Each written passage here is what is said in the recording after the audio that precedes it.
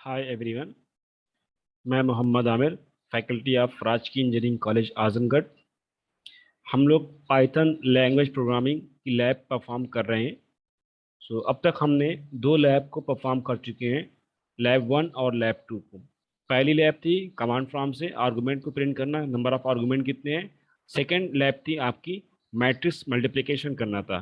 तो ये हम दो लैब ऑलरेडी कर चुके हैं। आज हमारा टारगेट है कि तीसरी लैब को परफॉर्म करें, तीसरी लैब का प्रैक्टिकल करें।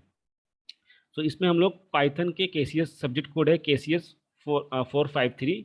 तो आते हैं एक्यूटी के सिलेबस के हिसाब से पाइथन के तीसरी लैब क्या है। तीसरी लैब में है कि to write a Python program to compute the GCD of two number. ठीक है, मीन्स हमें नंबर दो इंसर्ट कराने होंगे और उसको उसके जीसीडी नंबर कंप्यूट करने होंगे। तो अब आते हैं पहले तो आते हैं जीसीडी नंबर क्या होता है, व्हाट इज जीसीडी नंबर। तो उसके लिए हम चलो पहले चलते हैं आईडीएल पे और हम यहाँ से न्यू फाइल कर लेते हैं। ठीक है, अब इसको हम लोग सेव कर लेते हैं कहीं पे भी। सेव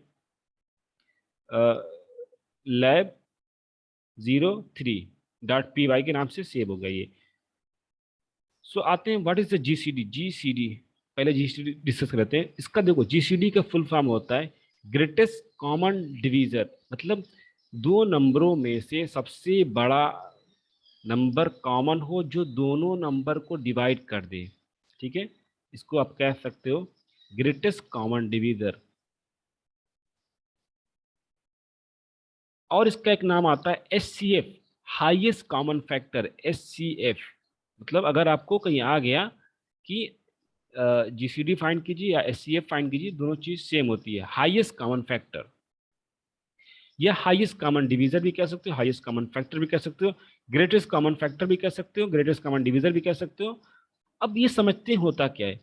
तो मैं कह ये रहा हूं कि दोनों नंबर को ऐसा नंबर फाइंड करो दोनों नंबर में से जो दोनों नंबर को डिवाइड करे और वो नंबर बड़ा हो, सबसे बड़ा हो।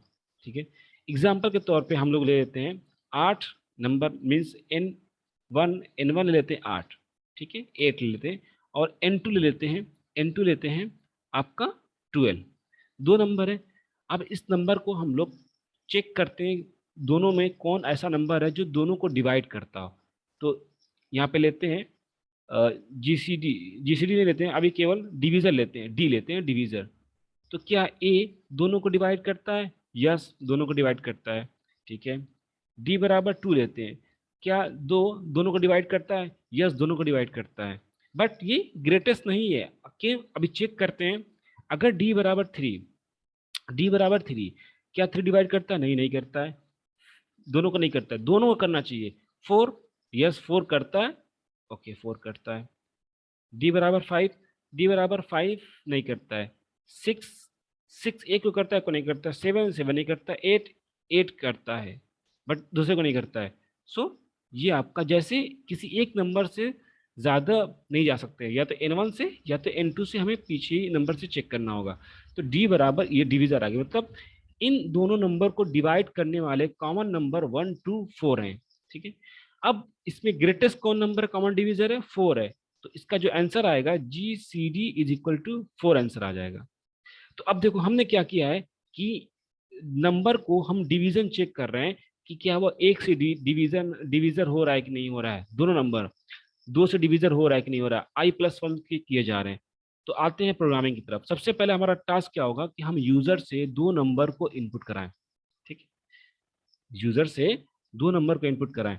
तो ये सब तो हो गया थ्योरी की बातें, इसको हम लोग कमेंट कर देते हैं या तो डिलीट कर देते हैं। आते हैं यूजर से दो नंबर को इनपुट कराते हैं। तो हम लोग ऑलरेडी डिस्कस कर चुके हैं कि पाइथन में इनपुट फंक्शन की हेल्प से हम लोग नंबर इंसर्ट कराते हैं।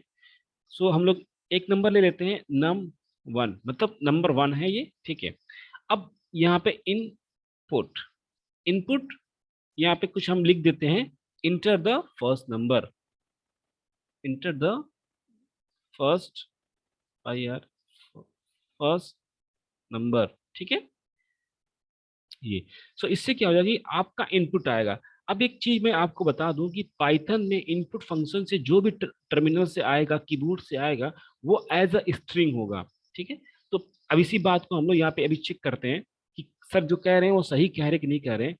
तो हम यहाँ पे क्या करते हैं, प्रिंट टी वाई टाइप, शायद मैं इसको डिस्कस कर चुका हूँ, फिर भी एक बार मैं बता दे रहा हूँ, नम वन, सेव कराते हैं इसको और रन कराते हैं। मतलब हम जो यहाँ पे नम ले रहे हैं, क्या वो इंटीजर है या कुछ और है, तो इसको रन कराते हैं। तो इंटर द फर्स्ट नंबर, तो हम 25 इंसर्ट कर देंगे, ठीक है। इंटर जैसे मारेंगे, क्लास स्ट्रिंग, मतलब जो 25 है वो आपकी स्ट्रिंग टाइप का है, तो यहाँ पे हमें कास्टिंग करनी पड़ेगी। तो आते हैं अपने कोड पे, तो यहाँ पे कास्टिंग करनी पड़ेगी, तो इस पूरे कोड को हम लोग इंट में कन्वर्ट करना पड़ेगा। तो एक चीज याद रख लेना कि इनपुट फंक्शन से जो भी इनपुट आएगा कीबोर्ड के थ्रू, वो एज अ स्ट्रिंग होगा, तो इसको टाइप कास्ट कर देते हैं इंट के थ्रू। चाहे तो फ्लोट कर सकते हो, चाहे तो इंट कर सकते हो, सॉरी इंट। इंट ब्रैकेट में आपको इनपुट, अब जो नंबर आएगा, अब उसका एक बार रन करा लेते हैं सेव। अब रन कराते हैं, देखो। सो 25 अगेन इंसर्ट करते हैं, देखो क्लास इंटीजर, अब जो नंबर हमारा इंसर्ट हुआ है वो इंटीजर टाइप का है। चलो आते हैं मेन प्रोग्राम से। सो हमने नंबर वन इंसर्ट करा लिया है, अब आते हैं नंबर टू इंसर्ट कराते हैं। सो यहाँ पे n2, number two, enter the second number, ठीक है। सो ऐसे क्या हो जाएगा कि आपका जो नंबर है, first and second number insert हो गया। सो अब यहाँ पे हमें क्या करना है कि देखो, हम अभी क्या ये कह रहे थे कि नंबर को एक से डिवाइड मैंने किया था, दो से डिवाइड किया था, तीन से डिवाइड किया था, कब तक डिवाइड किया था, minimum of both number, minimum of both number. तो हम यहाँ पे एक, पहले तो हमें एक से डिवाइड करना है, तो हम यहाँ पे लिख देते हैं i is equal to one, ठीक है, मतलब आई से डिवाइड करेंगे दोनों नंबर को। अब यहाँ पे लिखेंगे, पहले हम कंडीशन लिखते हैं, ठीक है। कंडीशन क्या है कि जो नम वन है वो डिवाइड करे और फुल डिवीजर हो। फुल डिवीजर मतलब क्या होगा कि मॉडुलस ऑफ जो आई हो वो जीरो। अब एक बच्चे का डाउट है सर मॉडुलस क्या है, मॉडुलस को मैसे दिखाते हैं, ठीक है। इस सिंबल होता है, इसमें क्या होता है कि अगर सपोज करो 12 मॉडुलस 4, तो जब डिवाइड करोगे तो 4 फुल डिवीजर है, तो जीरो रिमाइंडर आएगा, ठीक है। ऐसे 12 मॉडुलस 5, तो 2 आएगा, मतलब जितना रिमाइंडर आता है वो यहाँ पे आउटपुट हो जाता है, ठीक है। सो आते हैं प्रॉब्लम पे। तो नम वन को हम डिवाइड कर देते हैं, मॉडुलस ले लेते हैं आई से, और क्या करते हैं, ये इक्वल टू जीरो होना चाहिए, ठीक है, जीरो होना चाहिए। और हम क्या कर रहे थे वहां पे कि जो नम टू है वो भी आपका, मतलब आई से डिवीजर होना चाहिए, नम टू भी आपका is I is equal to zero. अब यहाँ पे हमें ध्यान देना है कि जो दोनों कंडीशन है num one and num two वाली, ये दोनों ट्रू होना चाहिए, मतलब यहाँ पे एंड ऑपरेटर आएगा, यहाँ पे एंड ऑपरेटर आएगा। सो हम यहाँ पे एंड ऑपरेटर यूज कर दिए, मतलब ये आपकी कंडीशन ट्रू होगी जब दोनों कंडीशन ट्रू होगी। ये आप लोग लॉजिकल एंड में पढ़ सकते हो। अब इसको हमें क्या करना है कि अगर ये होता है तो वो क्या होगा कि एक डिवीजर होगा, कॉमन डिवीजर होगा, नॉट ग्रेटेस्ट कॉमन डिवीजर, वो जस्ट डिवीजर होगा, कॉमन डिवीजर होगा। तो इसको हम लोग इफ कंडीशन में लिख देते हैं, if if this is equal to, ठीक है। अब देन जो आएगा वो एक डिवीजर होगा, नॉट, ठीक है। तो यहाँ पे हम डी बाई डिवीजर लिख देते हैं, डिवीजर इज इक्वल टू आई, जो आई आया है वो एक डिवीजर है, ठीक है। अब हम आई प्लस वन करके चेक करते हैं, क्योंकि यहां तक हो गए।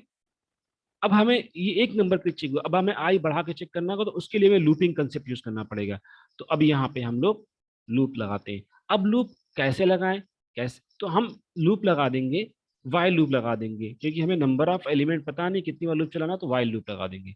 तो वाइल लूप लगा देते हैं, और हम लोग लगाते हैं i is less than equal to num one, ठीक है, एंड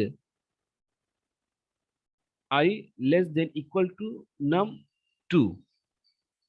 अब यहां से एक बच्चे का डाउट है, सर आपने इक्वल टू क्यों लगाया है। एग्जाम्पल के तौर पे हमने अगर 4 और 12 ले लेता, 4 एंड 12, तो जो लास्ट 4 नंबर होगा वो दोनों का कॉमन डिवीजर होगा एंड वो ग्रेटेस्ट होगा, तो इसीलिए यहाँ पे इक्वल लगाना कंपलसरी है। अब यहाँ पे इफ उसके अंदर आ जाएगा और डिवीजन ये आ जाएगा। सो अब यहाँ पे हमें आई को चेंज करना है एक एक, तो i is equal to i plus one. ठीक है, ये आपका हो गया प्रोग्राम। सो इससे जो आपकी डी आई वी आएगा वो हमेशा बढ़ता होगा, और ये तभी स्टोर करेगा जब दोनों नंबर डिवीजर हो जाएगा। सो आपका जो डी आई वी आएगा वो आपका एक ग्रेटेस्ट कॉमन डिवीजर होगा। ठीक है, तो इसको हम प्रिंट करा लेते हैं। प्रिंट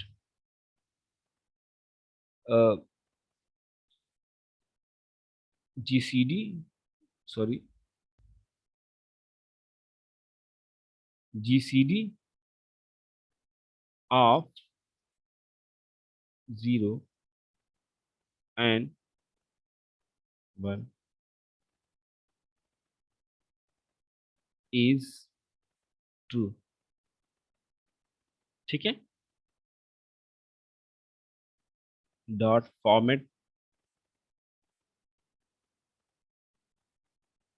num1 कामा num2 कामा डिवीजर डी, मैंने डी आई लिखा, डी आई वी। ठीक है, अब इसको हम लोग रन कराते हैं, सेव करते हैं और रन कराते हैं। सो इंटर द फर्स्ट नंबर। सो हमने अभी जो एग्जांपल लिया था उसमें हमने 8 लिया था, 8 इंटर कर दिया। इंटर द सेकेंड नंबर, हमने 12 लिया था, इंटर कर दिया। सो जीसीडी ऑफ 8 एंड 12 इज 4। ठीक है, तो ये सबसे बेसिक मेथड हो गया, एक जो ट्रेडिशन चला आ रहा है, जिसे हमने जो हम जिस तरह हमने किया उस तरह किया। सो एक बार और रन करा लेते हैं इसको, कोड को, रन मॉड्यूल गेम। सो हम लोग 85 रेंडमली कोई भी नंबर ले सकते हैं, 69। सो 1 आ गया। अब चाहो तो आप इसको करके देख सकते हो मैनुअली भी, इसके कोई कॉमन डिवीजर नहीं होगा। ठीक है, अब यहाँ पे बच्चों का डाउट है कि सर ये एक ही लाइन में लिख रहा है, तो इसको आप लोग न्यू लाइन यूज करके लिख सकते हो। तो यहाँ पे कुछ नहीं करना है आपको, न्यू लाइन कर दोगे तो आपका नेक्स्ट में न्यू लाइन करके आ जाएगा। ठीक है, न्यू लाइन, ओके। सो यहाँ पे न्यू लाइन, सेव और रन करा लो अब। तो 25 और 96, सो 1 इसका भी है। ठीक है, GCD of this number this one. So आते हैं प्रोग्राम पे। सो ये क्या हो गया कि using if and loop concept से हो गया। ठीक है, अब आप चाहोगे इस प्रोग्राम को फंक्शन के कर सकते हो, रिकर्जन से कर सकते हो, बहुत सारे मेथड है। ये एक सिंपलेस्ट मेथड था जो मैंने आपको एक्सप्लेन कर दिया है। तो इस किसी देखो एक सीएस में क्या है कि किसी भी प्रॉब्लम को सॉल्व करने के बहुत सारे मेथड होते हैं। ठीक है, ये सबसे सिंपल मेथड था जो हम लोग नॉर्मली सॉल्व करते हैं प्रोग्राम को। सो अब कोई बच्चा कहेगा कि मैं किसी और मेथड से करना चाहता हूँ, तो बेशक वो किसी और मेथड से अप्लाई करके कर सकता है, कोई प्रॉब्लम नहीं है, क्योंकि एक प्रॉब्लम को सॉल्व करने का डिफरेंट डिफरेंट मेथड होता है। सो आप उसको रिकर्जन से भी कर सकते हो, केवल लूप से कर सकते हो। ठीक है, और स्वैपिंग करके सबट्रैक्शन, बहुत सारे मेथड हैं इसके, तो आप चाहो तो उस मेथड से कर सकते हो, कोई प्रॉब्लम नहीं है। ओके, आई होप आपको ये प्रॉब्लम क्लियर हो गई होगी। Thank you, thank you for watching.